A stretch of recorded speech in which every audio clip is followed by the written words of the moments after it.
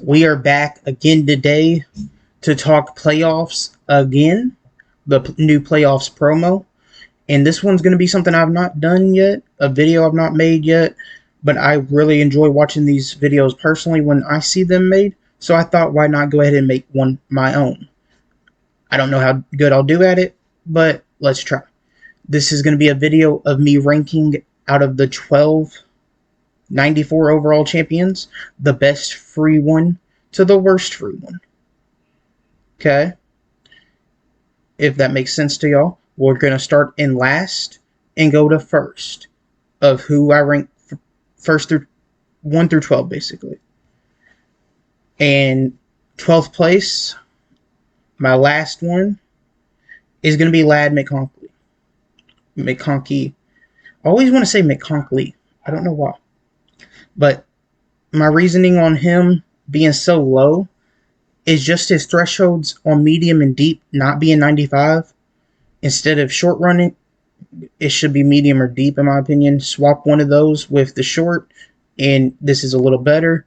And then 94 speed is just not good enough anymore. So many zero chill cards are base 95. He is not worth adding unless you have a Chargers theme team. It's that simple. Okay, so now let's talk the next one,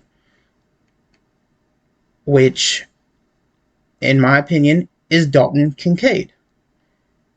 There's so many better tight ends, I think, in my opinion. His run block and strength is just a real bad throw-off to me. I do like his speed. I do like him a lot on a Buffalo's theme team. I just don't, and I like him a lot in real football too, in real life.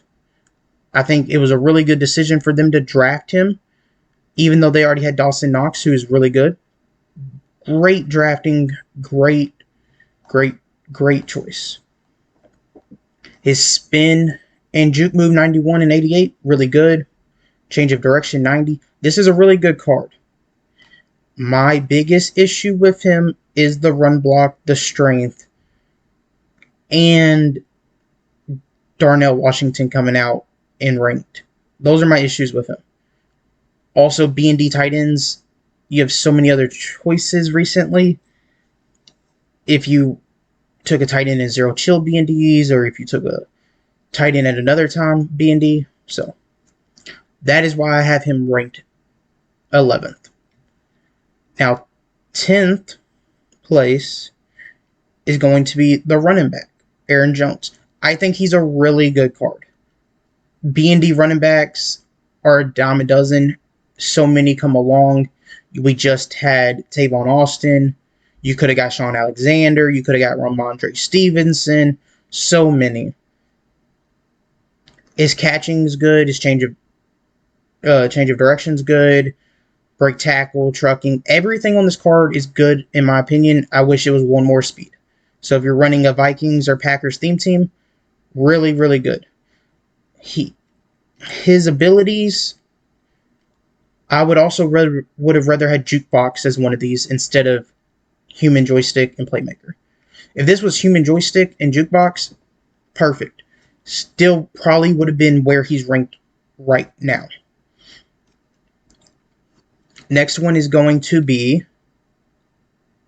where's he at? Right here. The right guard from the Broncos. There's just all kinds of B&D options for O-linemen, especially from the promo we just had. I don't know if you're going to want to take a B&D right guard that only has one theme team. In my opinion, if you rock Broncos, you take him. But if you are somebody that switches theme teams, you don't take a guy that only has one theme team. It's just not something you do. His abilities, identifier for one is really good. That is the only reason he's higher than a couple guys that were behind this. Attributes, all really good. Strength, 91. Awareness, 91. And then pass block and run block, 94, 94. He is really good stat-wise. If you don't run a theme team, he could be higher on your list. If you just want best available player for a B&D, You could do that. Next one is going to be Russell Wilson. I don't like taking B&D quarterbacks unless you know you're going to have him on your theme team or use him for a while. He does get Seahawks, Broncos, and Steelers, so that is good. I might take him on the no money spin account. I might. I don't plan on it currently. Gunslinger for 3 and long range Deadeye. No. Gunslinger right here should be for 1. Only reason I have him ranked above everybody else before this is because his stats, in my opinion, are actually pretty good. He has 92 speed. Russell Wilson with 92 speed, pretty good. It's been a while since I remember a card being that good speed-wise for Russell Wilson. All of his other stats, I like them. I do wish his thresholds were 95, 95, 95, not 93, 93, 94. Throw under pressure, run, play action, all decent. His throw power is decent. You could say he's worse than what he is. But also, there's so many quarterbacks that are a little bit worse than him that get Gunslinger for 3 that you could upgrade here if you wanted to. That's really the only reason I have him there. Now, next on my list is Andrew Wiley.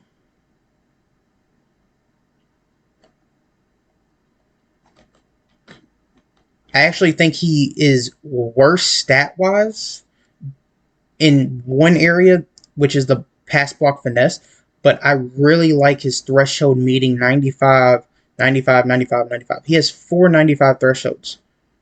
I do wish the pass block was just 1 higher, and he probably would be higher on my list. 90 strength, 91 awareness, really good, but he also meets 2 good theme teams right now in the game, and 2 playoff teams, both of them. I really like that card. Really like the player. I did want to look at his abilities with you real quick. I don't like his abilities as much. He does not get Identifier. I wish he did. Edge Protector is pretty good. It's not Secure Protector. So, that's my issue with him. Next up is going to be Nakobe Dean. I've heard a lot of really good things about him.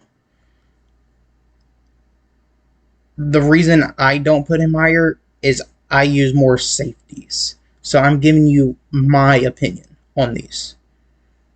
I use 4 to 5 safeties most of the time. So sometimes I'll use a linebacker, but most of the time I don't. So he does rank lower.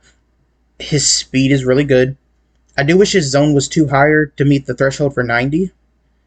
But his hit power is 94, tackling 94, play rec 89, block shed 90, acceleration 96, agility 87 I don't like. I wish his agility was a little higher. And then if you come down here, change of direction to 90, if you intercept the ball, you're going to have a good return. And I'm looking for man coverage. 84 man coverage, also bad. But if you also come down here, what makes him good is you can put on here. So say you run man, you can put short route KO. If you run zone, you can put mid zone KO. And then I'm pretty sure you get lurk artist for 1 in a different bucket right here. So you can put 3 AP on him, and he is pretty good. That's why I have him there. That is exactly why I have him there. Which that should now put us with 5 guys left, I'm pretty sure. Yes, okay. So we're down to the last 5. Right here is going to be Nico Collins. Just because all the zero chill wide receivers that so many people put B&D, like Calvin, CD, I took both of those on my no money spin account. And then you also got Julio for free. That is why I would not take Nico higher than 5th on my list. 95 speed, 91 jumping, 93 catch, 94 catch in traffic, 92 spec, 93 short route running, 93 mid route running, and 95 deep. He's an extremely good player. But we already took so many B&Ds, he's not worth taking right now. Unless you run a Texans theme team, which is all he gets. That's where he was drafted, that's where he's playing. Now, this is where it gets really interesting. Really interesting. This, in my opinion, is the best card. In my opinion, I know a lot of people don't agree, but this is my favorite card from the release, stat wise. He is my favorite, but he's going to be fourth on my list because B&D outside linebackers is something I really do not like taking after last year when they just kept throwing us B&D, B&D, B&D linebacker over and over again. It just, for some reason, ever since then, I have a big issue with taking outside linebacker B&D. But 94 speed, 94 excel, 93 strength, 93 tackle, 93 block shed on a outside linebacker, and then he meets 95 power move and 90 finesse move. He is one of the best all-around card I have seen this year. Absolutely insane. His awareness is 85. Change of direction 87 if you put him in a flat or anything like that. It could be pretty crazy. I'm looking for, I don't see the other stat I was looking for, which is fine. But he also has 61 catching, so it's not like he can't catch the ball. That's what I was looking for. 84 agility. So he's really good in my opinion. His abilities, on the other hand, both of these should be 1 AP. That is my only gripe with this card, why I can't move him higher. He takes too many ability points right now. Even with the increase, he just takes too many. Next up is going to be Marlon Humphrey. Main reason is you can play 4 corners, 5 corners. You have 5 that you can put in the depth chart. You can play 3 or 4 at the same time all the time. He is a good card to have for a while. Ravens theme team is probably extremely happy about it. And he gets a good ability. You'll see in a second. But 95 speed, 93 excel, 90 agility. I wish his agility was just a little higher, just a little. But even 90 will probably play just like 94, threshold wise. 94 jumping, 88 play rec, 94 man coverage, 92 zone, and 93 press. All around a really good card. And if you get Nate Wiggins and you're building a Ravens theme team, this is why Ravens are so expensive right now, is because you have your corner 1 and 2, hands down crazy cards. And now ability wise, he gets pick artist for 1. I absolutely love that. Corners need pick artists. I would probably put a flat zone on him too. Definitely would probably put a flat zone on him for where I play my corners. Then next up is... So that was third. Where am I looking? Okay. Vita Vea. I love Vita Vea cards. No matter what his speed is, he plays way faster and way more crazy every time I use him.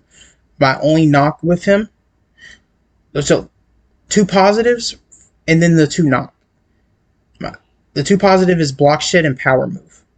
Absolutely great for a defensive tackle. My 2 knocks on him, his strength and tackling is 1 under the 95 threshold on both. Very upset about that, but he is going to be great on my team. Going to add him for sure. But that's my favorite part. He gets 1 AP inside stuff. But you could also get double or nothing. I'm going inside stuff personally. But he is second place on my list. I think he's a really good player. And in real life, I think he's probably the best defensive tackle in football after Aaron Donald left. But first place on my list, hands down, easily, if you have a Packers theme team, you ate so far in this. You really need them to win this weekend though. But Aaron Jones and Xavier McKinney, both extremely good in my opinion. But this guy, he got 95 speed, 95 excel. Then he meets the 90 threshold on tackling, play rec, and pursuit. And then 92 man, 90 hit power. But my favorite part of this, 95 zone. He I know it says run support archetype and everything, but he is crazy. Change of direction 94. When he first came out, he was going as low as 400 to 450. I'm pretty sure. I know for sure he was under 500.